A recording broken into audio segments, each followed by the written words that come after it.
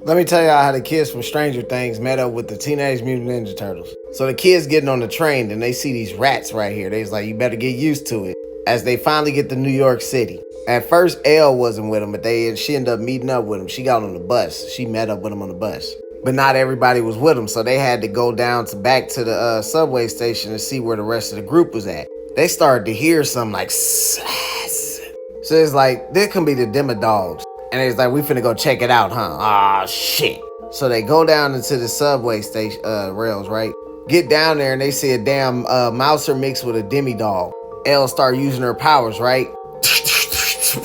They was like, you do that? They was like, nah. As we see the Ninja Turtles came through and whooped their ass. They talking about some don't be scared. We just here to help.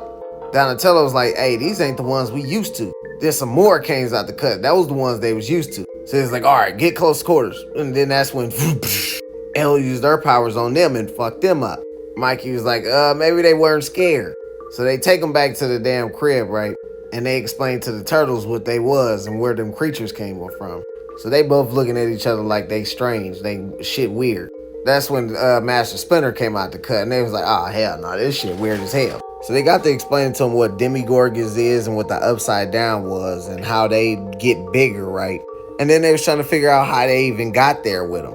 They was like, well, it don't switch off. They followed us here. It's there now. It never turns off. It's always there, no matter what.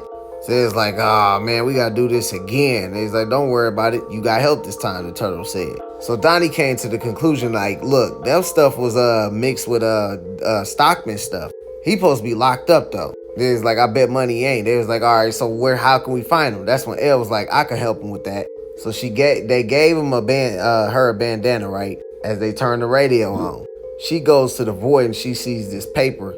She picks it up and she sees Stockman over there. Stockman picks up a paper and he starts writing on it. She comes back as her nose bleeding.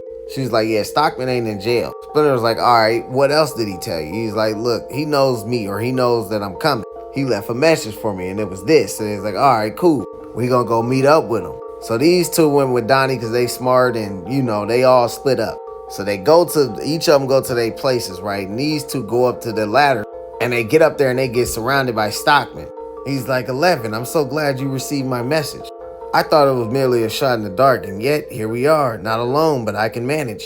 Your papa has told me so much about you. I can't wait to see how much of it is true, as all of them got to fighting, and it's going to be continued. Let me know if you want a part 2, because the ending of all this shit get real crazy.